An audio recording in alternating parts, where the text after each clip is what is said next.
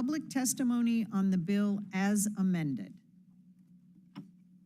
HB 1387. Renee Zayas is a proponent. Would you like to speak, ma'am? You are recognized.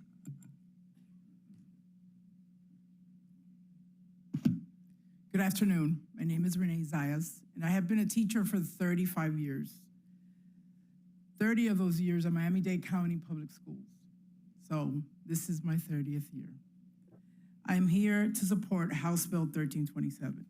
I want to thank you for introducing this bill, correcting a major oversight that has led to untold unconstitutional violations through the state of Florida, and specifically in my case, Miami-Dade County.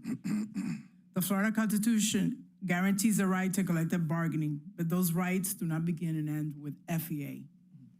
In 2023, I and nearly 3,000 of my fellow teachers in Miami-Dade County organized and formed the new union, unaffiliated with FEA or any national corporate union. And we've fought to replace United Teachers of Day, UTD. Immediately, we were silenced by the district at the request of UTD. Yes, in Miami-Dade County. I was not allowed to talk to my colleagues in school without threat of disciplinary action. My emails and my organizational's emails were blocked from sharing anything with my fellow teachers. And we had created a new union. We even tried sending mail to the schools through United States Postal Service, and even these mail were pulled from the mailboxes and discarded. I want to underscore that this is not an isolated incident, but a broader systemic issue that affects workers across Florida. The district's action are a result of a current contract written by UTD.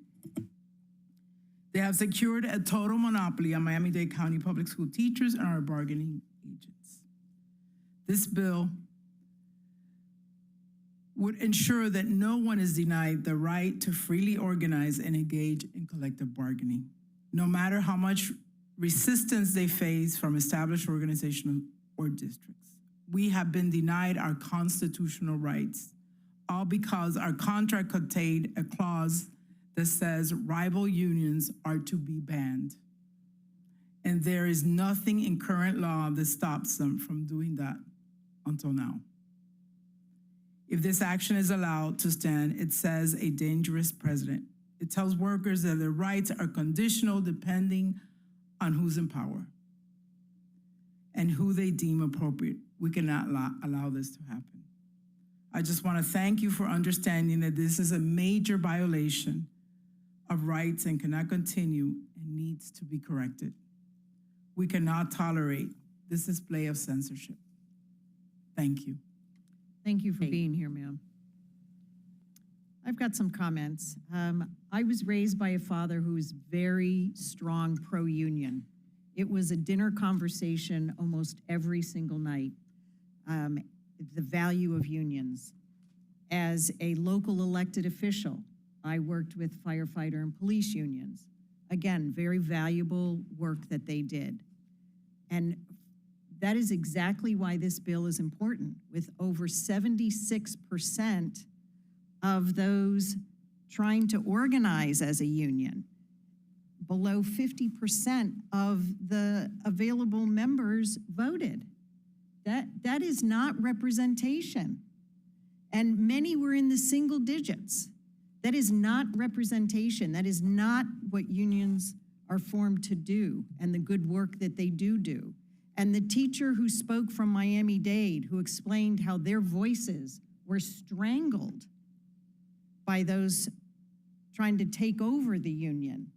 That is the reason this bill is important. And that is the reason that I support this bill.